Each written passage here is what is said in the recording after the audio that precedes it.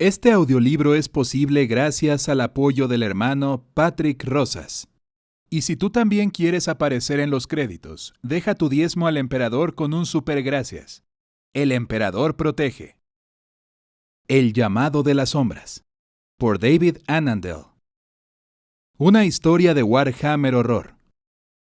El día que habría marcado los 30 años de su unión y que marcó 20 años desde la entrega del diezmo cuando su familia había partido para servir al emperador luchando en los campos de batalla, Jacob Malthenus vio la sombra de su esposa.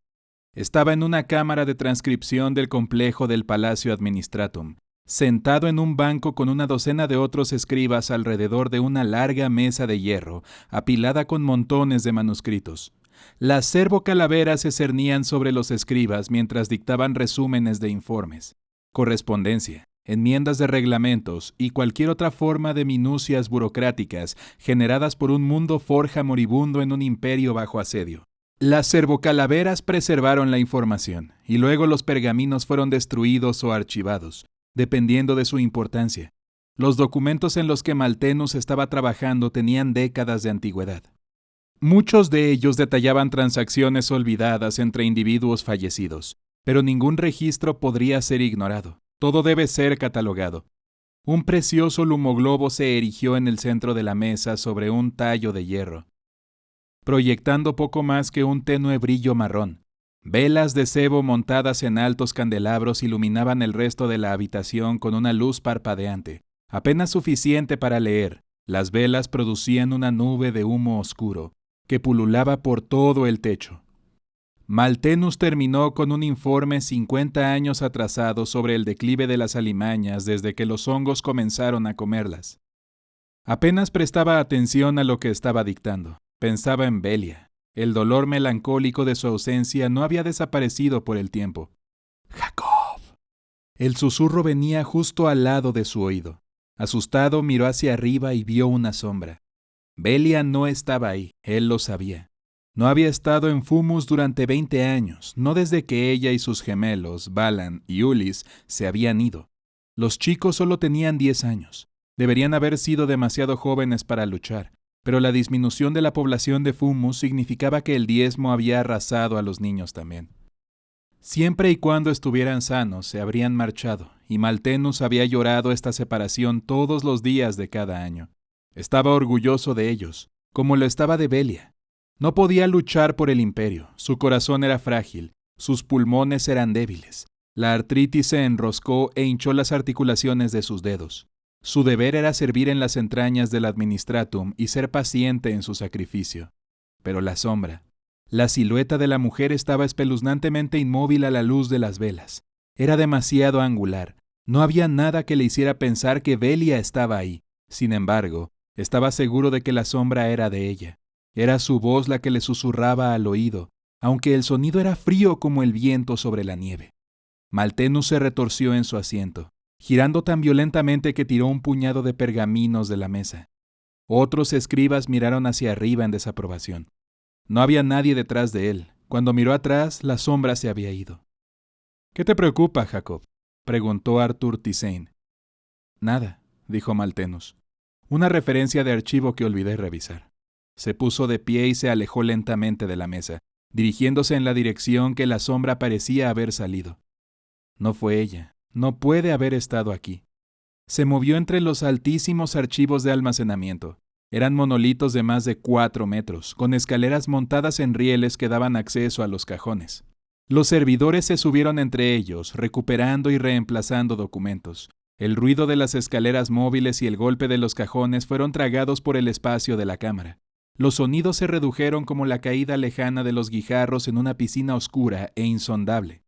A poca distancia, Malthenus se cruzó con Ávila Rebeken. Asintió con la cabeza en señal de saludo. «¿Empezando tu día con agradecimiento y contemplación, Malthenus?», preguntó ella. Su diezmo había llegado al mismo tiempo. Ella también había visto a su familia irse. Su amistad con Malthenus se había forjado a través del orgullo compartido y la pérdida. «Sí», dijo Malthenus, distraído, mirando más allá de ella. «Confío en que tú también». «Mis pensamientos están con Velia y tus hijos, amigo. El emperador protege». El emperador protege, respondió, sonriendo débilmente y siguió adelante. El emperador protege. Malthenus mantuvo su espíritu vivo en la esperanza que se desprendía de esa promesa. El emperador protegería a su familia. Malthenus los vería de nuevo. No había sabido nada de ellos desde que se fueron de Fumus, pero tenía que creer en este sueño. Le dio un significado a su existencia. Sin ella, bien podría ser un sirviente. Malthenus se detuvo en una intersección de caminos a través de los archivos. ¿Qué crees que estás haciendo? Estás imaginando cosas. Se dio la vuelta para regresar. Mientras lo hacía, vio por el rabillo del ojo derecho a uno de los gemelos de pie al final del pasillo. Malthenus se exaltó. No había nadie ahí, pero estaba seguro de que había visto... ¿Ver a quién? ¿Cuál gemelo? Para su horror no lo sabía. Se dio cuenta con penetrante vergüenza que Balan y Ulis se habían confundido en su memoria en un solo ser. Si los viera hoy no podría distinguirlos. Si vieras a dos hombres de 30 años. Pero eso era un niño. Un niño. Había visto al gemelo como lo había visto hace 20 años. Creía que lo había visto. Se equivocó. Claramente. Debería volver. Había estado demasiado tiempo fuera de su puesto. Aún así, después de una mirada furtiva alrededor, caminó por el pasillo hasta donde había visto al niño. Uno de los cajones cerca del fondo de la unidad del archivo estaba abierto. Miró dentro. Tenía una gran pila de documentos sin clasificar. El trabajo esperando para otro día, u otro año. Su boca estaba seca. Malthenus recogió la hoja superior de Vitela. Fue un informe de accidente originado en Valgast, sobre el transporte de tropas Exaltación de la Fe. Los selladores del reactor de plasma de la nave se habían quebrado. El tecnosacerdote supervisor había ordenado que fueran reemplazados. En algún momento se produjo un error de transcripción y los selladores fueron registrados simplemente como reemplazados. La nave se había marchado con el fallo desatendido. La Exaltación había sobrevivido hasta su primer salto a la disformidad. Pero cuando se trasladó de nuevo al Inmaterium, encendió sus motores de plasma de nuevo. Hubo una ruptura. El fuego había atravesado las cubiertas de la nave, matando a todos. El informe era de hace 20 años. Malthenus miró la página y las largas columnas de bajas. Entonces se quedó boquiabierto. Su garganta se cerró de dolor y el grito que sacudió su cuerpo emergió como un silbido estrangulado. Ahí, entre los muertos, estaban los nombres de su esposa e hijos. Belia Malthenus, Balan Malthenus, Ulis Malthenus. Habían muerto hace 20 años y sus muertes no habían significado nada. No habían perecido como héroes luchando por el imperio. Fueron víctimas de un estúpido error. Su tragedia no tuvo importancia. Fue una pérdida entre muchas. Un incidente que apenas vale la pena señalar. Los nombres se nublaron ante él. Se desplomó contra la unidad de archivo. El pergamino se arrugó en sus manos. Escriba Malthenus, está dañando un documento imperial. Malthenus se puso de pie con la respiración agitada. La supervisora Taracín estaba al otro lado del pasillo. Su piel era gris, su cabello era gris, y sus túnicas eran grises. Ella era tan prohibitiva y despiadada como el plomo. Yo estaba... Malthenus tartamudeaba, apenas podía pensar. Vuelva a su puesto de inmediato. Sí, señora. Malthenus no tenía conciencia de volver a sus tareas, sin embargo debía hacerlo. De alguna manera, trabajó de nuevo. No era consciente de hacerlo, no había espacio en su mente para nada excepto para la angustia y una abrumadora sensación de falta de sentido. Y la rabia. Sintió rabia por una galaxia que reducía todos los sueños a cenizas. Rabia por la mentira que había vivido durante 20 años, una mentira apoyada por otra aún mayor. El emperador protege. El emperador protege. No, no lo hace. El dicho atormentaba a Malthenus durante todo el día. Lo persiguió aún después del anochecer, mientras hacía el largo camino a través de la oscuridad y el amargo frío hacia sus aposentos. Las calles aquí eran estrechas, apretadas entre altas y decadentes torres de viviendas. El pavimento y las fachadas estaban sucios por el hollín y el humo que ahogaba el aire. Una niebla sucia y gris rodaba por los callejones, y Malthenus a menudo no podía ver más allá de unos pocos metros. La nieve cayó en gruesos copos empapados. Dejaron manchas negras en sus mejillas y se deslizaron como gruesas lágrimas. No le quedaba ninguno de los suyos. La pena era demasiado grande, y también su odio. La población de Fumus disminuía a medida que se agotaban los recursos y gran parte del sector de Maltenus estaba casi desierto. Bloques de viviendas enteros ahora estaban abandonados. Sus ventanas rotas y oscuras eran como las cuencas ciegas de los cráneos. La nieve se deslizó sobre los alféizares. Incluso en el edificio de Maltenus, menos de 1/10 parte de las residencias estaban ocupadas, y no había otros habitantes en su piso. No era inusual entonces que estuviera completamente solo en las calles en esta última parte de su viaje a casa. No esperaba que hubiera nadie más alrededor, solo las ratas, hurgando entre montones de viejos desechos contra las bases de las fachadas de las torres. En una calle transversal, Maltenus miró hacia arriba al sonido de las pisadas humanas.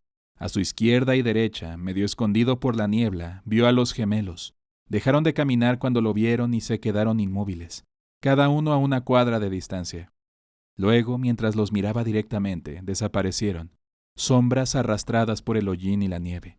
Cuando empezó a caminar de nuevo, las sombras volvieron. Los gemelos sintieron su ritmo, acechando en el borde de su visión. No estaban realmente ahí, son lo que quiero ver.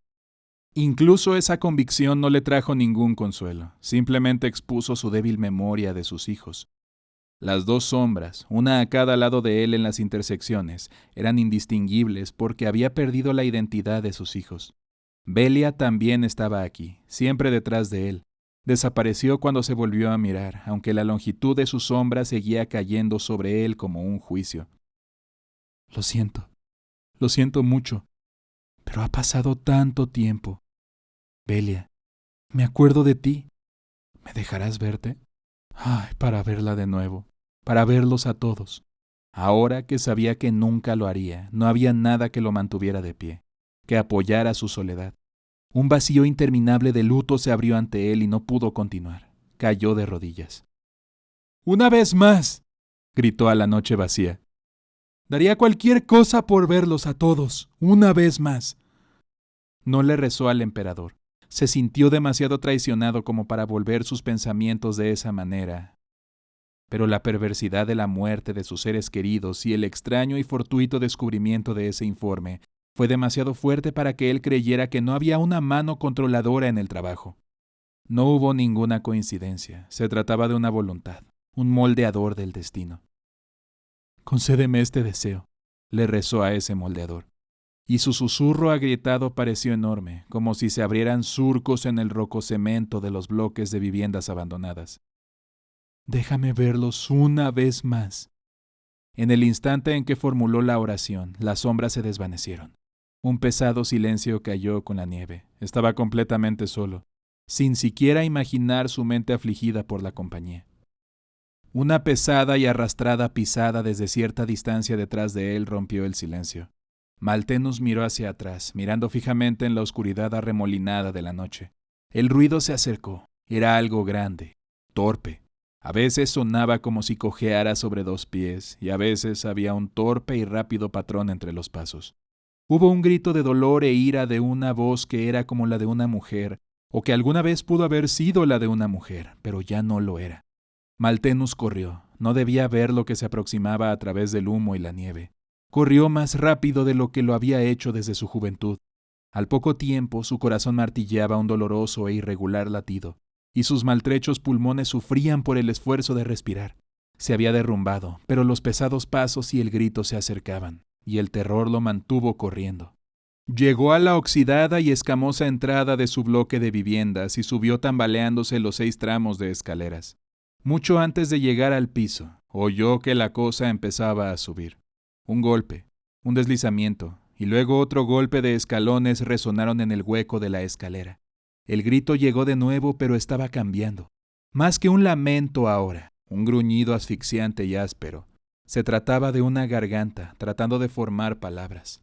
Maltenus se cubrió los oídos mientras bajaba a trompicones por el pasillo oscuro hacia su apartamento. Las luces del corredor apenas funcionaban, parpadeaban entre pulsos de color gris, luchando pero no consiguiendo hacer retroceder la noche. Maltenus conocía bien la sala, sin embargo solo se tropezó una vez. Sollozando, buscó a tientas con sus llaves. Abrió la puerta de plastiacero y la cerró de golpe detrás de él. Jadeando para respirar, se alejó de la puerta. La cosa se acercaba cada vez más. Qué patético había sido actuar como si pudiera encontrar refugio en su casa. Una mano raspó al otro lado de la puerta y él se quedó inmóvil como una presa a la distancia.